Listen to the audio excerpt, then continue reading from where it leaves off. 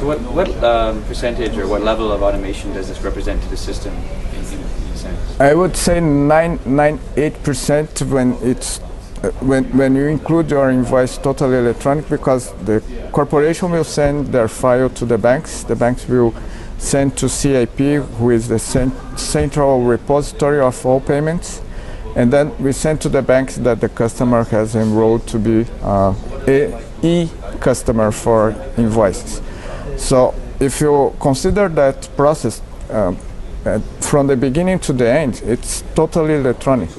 So from the account receivable for the account payables of the other corporation, you have 100% electronification.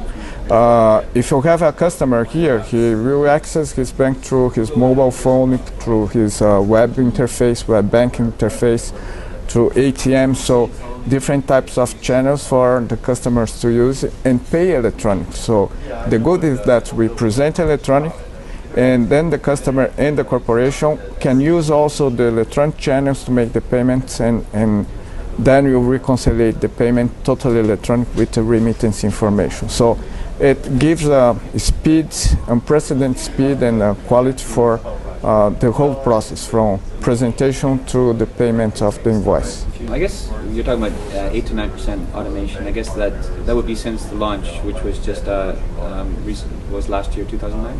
Yeah, 2009. So do you see this momentum carrying on, or has it somewhat plateaued?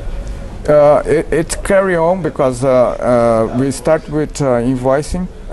Now we are discussing in a collaborative mode the inclusion of utility bills. Then we have also some government, federal government, state government, some cities that are willing to understand the process and see if they could present electronically their taxes collection. So it's a whole avenue that we can address and actually tackle for the future.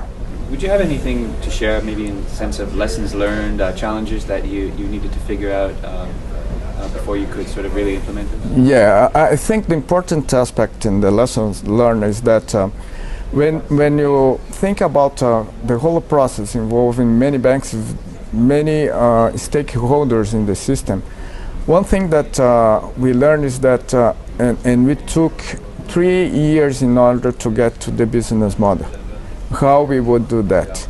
And in order to be able to get the approval of all banks, I think the key thing was in the collaborative space to be able to draw the line in the collaborative space. You don't tackle things that belongs to the competitive space. So the beauty of what we have done, the DDA, is that we have, of course, for the common infrastructure for CIP and for the banks, behind the scenes, we have standard procedure, we have rules, we have a self-regulatory body that encompasses how the banks utilize the system.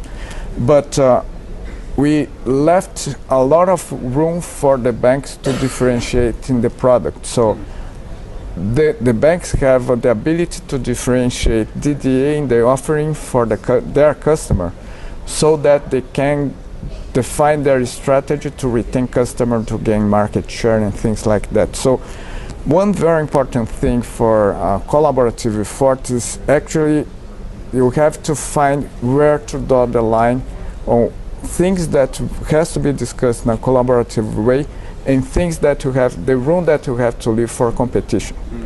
Because when you are trying to define things in the competitive space and trying to standardize, the model will never fly. So I think that's the key lesson learned, that we have gone through all this process, which is respect for what is collaboration and what is competitive space. And don't hurry up with the business model. And don't hurry up. Yeah, it needs time, because all the idea has to mature, and you may imagine how difficult it is to really make all the constituencies understand that what we are trying to do is for the best of everyone, and we are not trying to change their market share. You know, so that's the piece that takes time. So you have to be very patient with that process, so you can get to a robust business model that everyone will actually support. And that's what surprised us, because my background is from IT. So we took 3 years to get to the model, and then we had to develop and deploy in 1 year.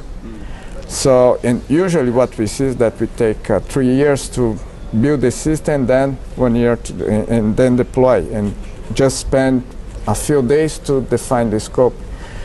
In the collaborative space, if you don't spend 3 years or a lot of time discussing the scope, maybe that the project will not go live. So that's the key learning that we have gone through all these days.